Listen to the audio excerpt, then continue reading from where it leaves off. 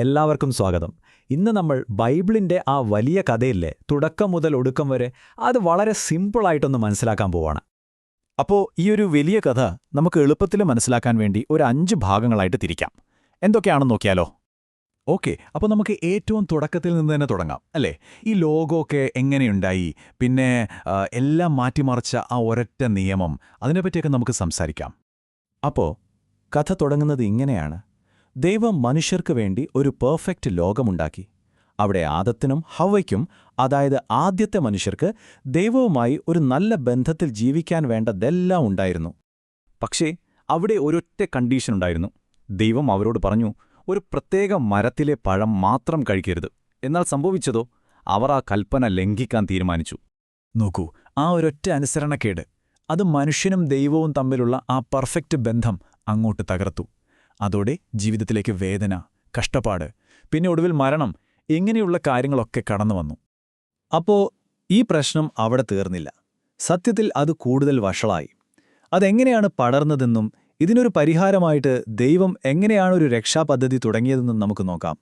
ആദത്തിന്റെ പാപത്തിനു ശേഷം കാര്യങ്ങൾ പെട്ടെന്ന് വഷളായി. സ്വന്തം സഹോദരനെ കൊല്ലുന്ന കായൻ, പിന്നെ ലോകം മുഴുവൻ അഴിമതിയും ദുഷ്ടതയും നിറഞ്ഞ് ഒരു വലിയ പ്രളയം തന്നെയുണ്ടായി. അങ്ങനെ പാപത്തിന്റെ പ്രത്യാഘാതങ്ങൾ തലമുറകളിലൂടെ പടർന്നു പിടിക്കുകയായിരുന്നു.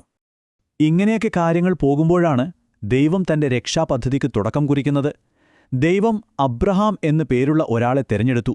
എന്നിട്ട് പറഞ്ഞു, നിന്നിലൂടെ ഞാനൊരു വലിയ ജനതയെ ഉണ്ടാക്കും. ഇതായിരുന്നു ആ ഒരു വഴിത്തിരിവ്. ദൈവം അബ്രഹാമിന് കൊടുത്ത ആ വാഗ്ദാനം പിന്നീട് ഇസ്രായേൽ എന്നൊരു ജനതയുടെ ചരിത്രത്തിലൂടെയാണ് നിറവേറുന്നത്.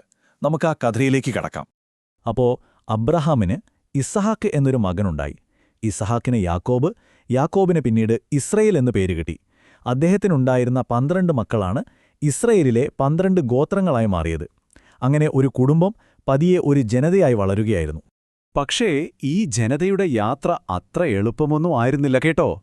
അവർ ഈജിപ്തിൽ വർഷങ്ങളോളം, നൂറ്റാണ്ടുകളോളം അടിമകളായി ജീവിച്ചു. ഒടുവിൽ ദൈവം മോശെ എന്നൊരു നേതാവിനെ അയച്ച് അവരെ അത്ഭുതകരമായി രക്ഷപ്പെടുത്തി. അതിനുശേഷമോ 40 വർഷം മരുഭൂമിയിലൂടെ ഒരു വലിയ യാത്രയായിരുന്നു. ഈ മരുഭൂമി യാത്രയുടെ സമയത്താണ് ദൈവം അവർക്കൊരു നിയമം കൊടുക്കുന്നത്. അതായത് പാപങ്ങൾക്ക് പരിഹാരമായി മൃഗങ്ങളെ ബലിയർപ്പിക്കുക. ഇത് വെറുമൊരു താൽക്കാലിക പരിഹാരം മാത്രമായിരുന്നു. ഭാവിയിൽ വരാനിരിക്കുന്ന ഒരു സമ്പൂർണ്ണ ബലിയിലേക്കുള്ള ഒരു അടയാളം കൂടിയായിരുന്നു അത്. ഇപ്പം നമ്മൾ കേട്ട ഈ നൂറ്റാണ്ടുകളുടെ ചരിത്രവും ദൈവത്തിന്റെ വാഗ്ദാനങ്ങളും പ്രവചനങ്ങളുമെല്ലാം, ഇതെല്ലാം വിരൽ ചൂണ്ടുന്നത് ഒരൊറ്റ വ്യക്തിയിലേക്കാണ്. കഥയുടെ ഏറ്റവും പ്രധാനപ്പെട്ട ഭാഗത്തേക്ക്, ആ ക്ലൈമാക്സിലേക്ക്. ആ വ്യക്തിയാണ് യേശു ക്രിസ്തു. അബ്രഹാമിന്റെയും ദാവീദ് രാജാവിന്റെയും വംശത്തിൽ ജനിച്ച യേശു ദൈവം കൊടുത്ത എല്ലാ വാഗ്ദാനങ്ങളുടെയും പൂർത്തീകരണമായിരുന്നു. ആദത്തിലൂടെ ലോകത്തിലേക്ക് വന്ന പാപത്തിന്റെ ശിക്ഷ ഏറ്റെടുക്കാനാണ് യേശു ഈ ലോകത്തിലേക്ക് വന്നത്.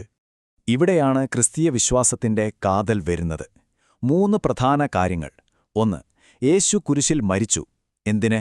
എല്ലാ മനുഷ്യരുടെയും പാപത്തിനുള്ള ശിക്ഷ ഏറ്റെടുക്കാൻ. 2. മൂന്നാമത്തെ ദിവസം മരണത്തെ ജയിച്ച് ഉയിർത്തെഴുന്നേറ്റു. 3. ആ ബലിയിലൂടെ ദൈവവുമായി തകർന്നുപോയ ബന്ധം വീണ്ടും ശരിയാക്കാനുള്ള വഴി തുറന്നുകിട്ടി. അപ്പോ ചുരുക്കി പറഞ്ഞാൽ എന്താണ്? പണ്ട് ആദം കാരണം തകർന്നുപോയ ആ ബന്ധമില്ലേ, അത് യേശുവിന്റെ രക്തത്തിൽ വിശ്വസിക്കുന്ന ഏതൊരാൾക്കും വീണ്ടെടുക്കാൻ സാധിക്കും.